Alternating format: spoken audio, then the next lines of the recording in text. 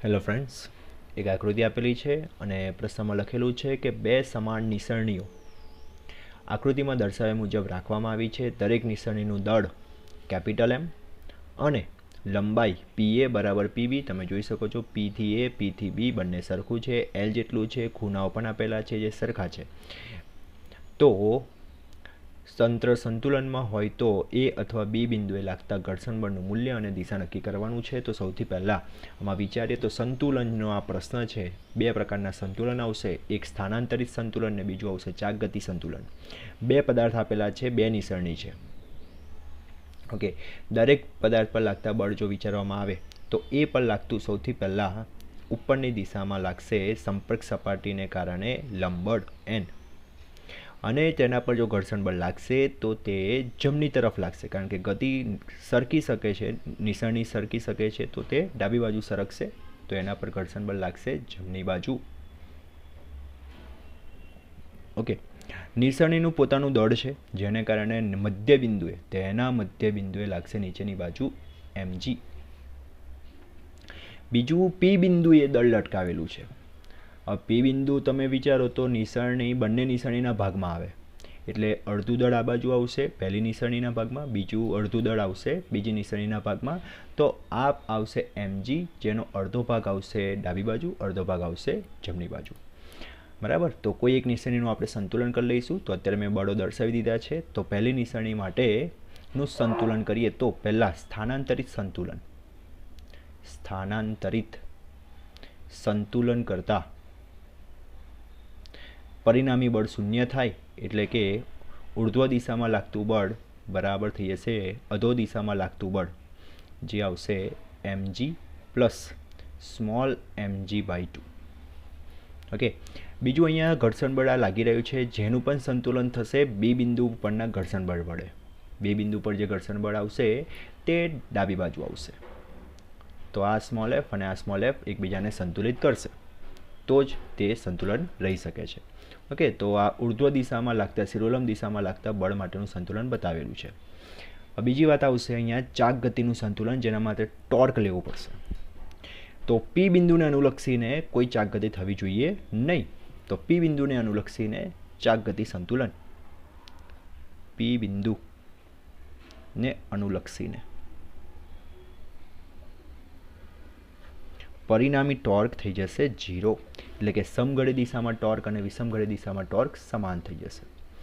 જો આપણે વિચારીએ ટોર્કની દિશા હું ચિત્રમાં દર્શાવી દઉં તો પી બિંદુને અનુલક્ષીને તો mg બળ સ્મોલ mg બળ નહીં આવે, કેપિટલ mg જે બળ આવશે જેને કારણે ભ્રમણ થઈ શકે છે આ દિશામાં, જેને આપણે વિષમઘડી દિશા કહી દઈશું ACW. બીજું સ્મોલ એફ જે લાગે છે એને કારણે પણ આ દિશામાં ભ્રમણ થઈ શકે છે, એ પણ આવશે ACW.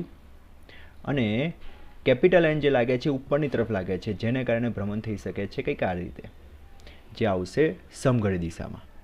ઓકે, બધાના લંબ અંતર પણ આપણને ખબર પડવા જોઈએ. પી બિંદુથી હવે mg જે વજન બળ છે કેપિટલ mg, તેનું લંબ અંતર આવશે સમક્ષિતિજ અડધું. તો અહીંયા લંબાઈના ઘટકો પડશે, જે નિસરણીની લંબાઈ આપેલી છે એલના ઘટકો પડશે.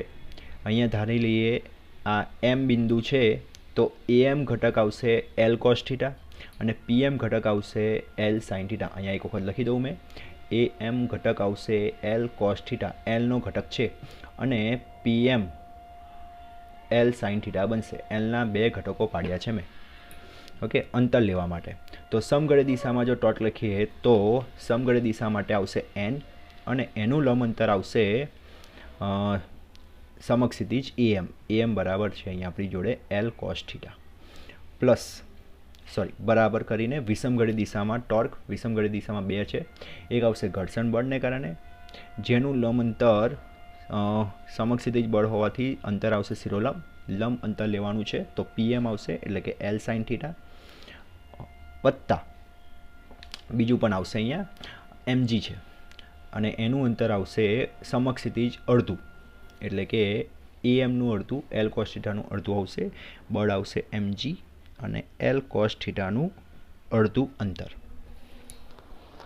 ઓકે, હવે આપણે ઘર્ષણ બળ લાવવાનું છે. પ્રશ્નમાં પૂછેલું છે ઘર્ષણ બળ શોધો. તો આમાં કેપિટલ એનની કિંમત જે આપણે સ્થાનાંતરિત સંતુલન પરથી લાયા છે અહીંયા મૂકી દઈએ તો આપણને સ્મોલ એફ મળી જશે. કેપિટલ એનની કિંમત capital MG plus MG by 2 ગુણાકારમાં કોસ થીટા, બધેથી તમે જોઈ શકો છો એલ મેં કટ કરી દીધા.